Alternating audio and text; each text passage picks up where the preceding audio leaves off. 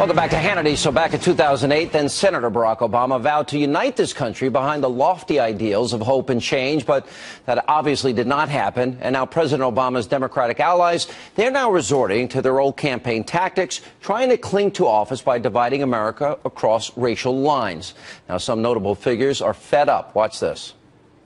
More people are on food stamps than ever. More people are getting welfare than ever. What cuts are they talking about? More people are getting government subsidized health care than ever. What cuts are they talking about? It's all a way to racialize voting in this country. This president is the most racist president there has ever been in America. He is purposely trying to use race to divide Americans. Anyone who investigates it even a little bit knows it's hogwash. Joining me now with reaction, the author of the brand new book, One Vote, Fox News contributor Dr. Ben Carson. Most of the statistics that Ben was using is true. We got 50 million Americans on food stamps, 50 million in poverty, or near those numbers. We've had a very high increase in these numbers over time. I don't view the president as racist as much as a rigid, radical ideologue of the left. What is your take on it? I think you're exactly right. I don't believe that he's racist per se, but his ideal of what America should be is really not consistent with the ideals of the founders of this nation.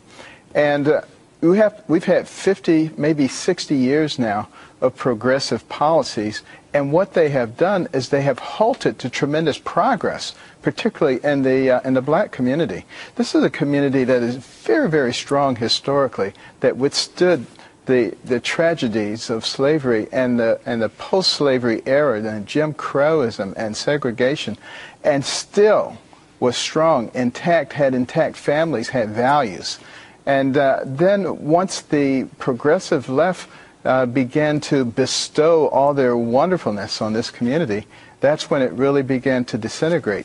Yeah. And I think what needs to be emphasized is in the black community today in America, there is control of $1 trillion worth of wealth. They need to learn how to turn those dollars over in their own community a couple of times before they send them out. That's what creates wealth. Reach back, pull others with you. And we need to be talking about what happens when a young girl has a baby out of wedlock. Let me show education stops. See, I view the president as the radical ideologue, inexperienced and incompetent. I mean, and a little bit narcissistic. Those are my descriptions of him. But let me give one statistic, and there are many that I could put up, but I'll just put this one up, and that's black Americans on food stamps. You know, we were at 6 million back in 2008, and just in 4 short years, it's 11 million, just shy of 11 million. It's nearly a doubling of the number of black Americans on food stamps, yet 95% of the black community voted for this man. Why?